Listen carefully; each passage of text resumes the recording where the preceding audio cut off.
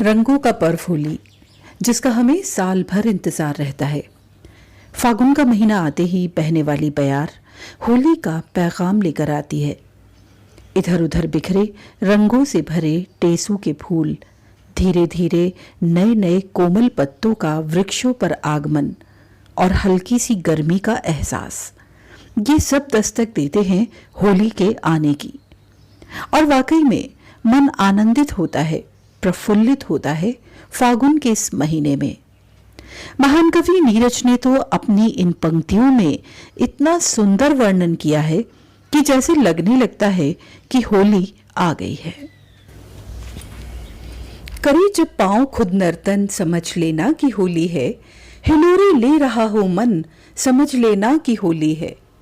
किसी को याद करते ही अगर बजते सुनाई दें, कहीं घुंघरू कहीं कंगन, समझ लेना कि होली है। कभी खोलो अचानक आप अपने घर का दरवाजा, खड़े देहरी पे हो साजन, समझ लेना कि होली है। तरसती जिसके हो दीदार तक को आपकी आंखें, उसे छूने का एक क्षण, समझ लेना कि होली है।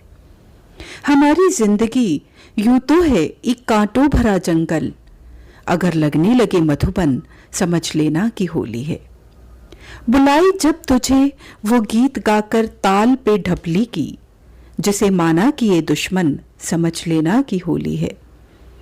अगर महसूस हो तुमको कभी जब सांस लो नीरज, हवाओं में खुला चंदन, समझ लेना कि होली है।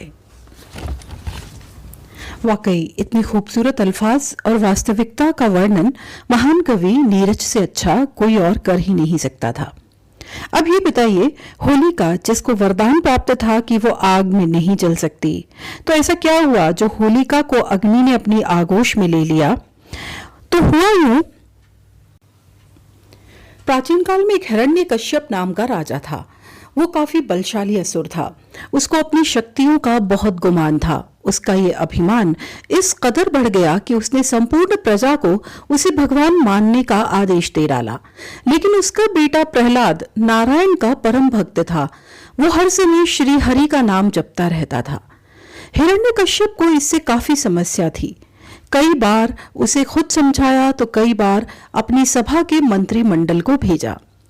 जब भक्त प्रहलाद नहीं माना तो हिरण्यकश्यप ने उससे छुटकारा पाने के लिए उसे नदी में डुबोया, पहाड़ से गिराया, लेकिन उसका बाल भी बांका नहीं हुआ और वो हरि भक्ति में लीन रहा।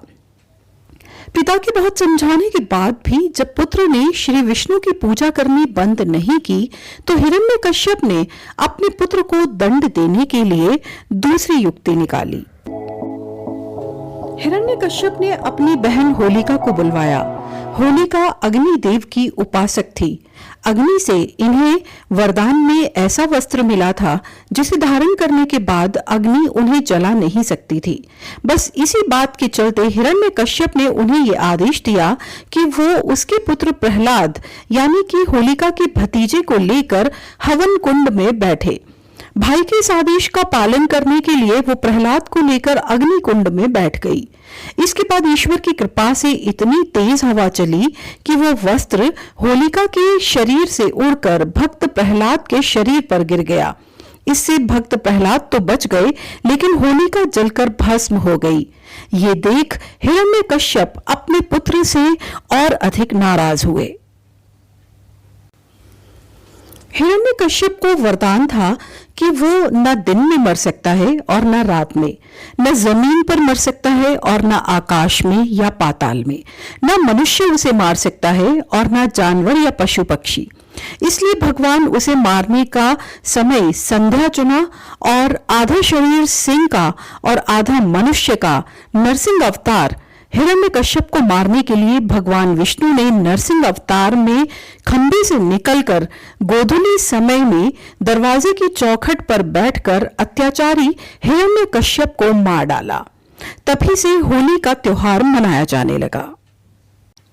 आपको ये वीडियो अच्छा लगा हो तो इसे लाइक, शेयर और सब्सक्राइब जरूर करिए।